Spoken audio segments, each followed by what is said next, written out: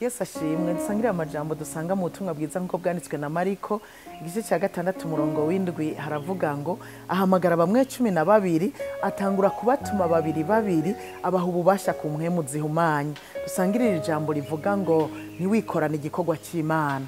Kwigendana mu rugendo cyangwa kwikorana igikorwa uri umuntu umwe si vyiza namba. Salomo niwe yavuze ngo babiri barutumwe. Abarundi nabo barayamaze bavuga ngo ubugirigiri bugira babiri, inyakamwe inyagimwe. Hariho n'iyindi migani itandukanye isigura yuko kwikorana urumwe cyangwa kwigendana urumwe atari vyiza na gatoya, ahubwo bigira ingaruka mbi cyane.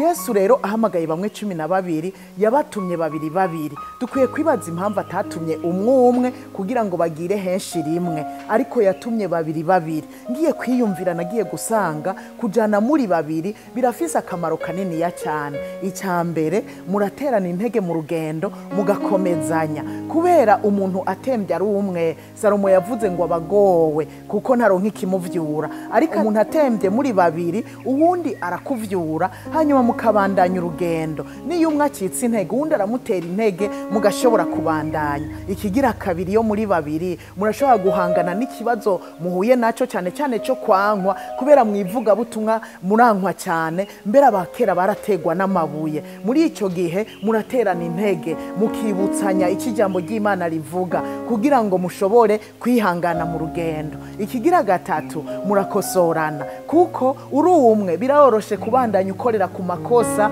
kubera utamenye kuri kukorera mu makosa, ariko yo muri babiri umwe arakosora mugenzi we, hanyuma ntibabandanye bakorera ku makosa menshi. Ikigira kane ari naco cyanyuma, iyo muriko muragenda muri babiri mu gikorwa cy'Imana cyane murahangana n'ubunebwe no kwanjanjwa. Umuntu agiye kugira ubunebwe mugenzi wakamukebura, ariko aranjanjwa mu gikorwa mugenzi wakamukebura, kugira ngo bikunde mubandanye gutera imbere mu gikorwa. Nuko rero nagira ndababwire yuko kugendana muri babiri bizobagirira ikimazi cyane gose, cyane mu gikorwa cy'Imana. Erega wikoranye uzosanga ukoze bike, wikoranye uzokorera ku makosa, wikoranye uzocika intege n'ingoga. Kubw'ivyo rero rondera uwo mukorana, mujye inama mujane nkuko Yesu yatumye babiri, nawe rondera abandi mukorane. Nuhave wibaza ngo wikoranye uri umwe kumbure woronka abagushima uri umwe, canke wogira umugisha uri wenyene. Haba namba, burya mukoranye n'abandi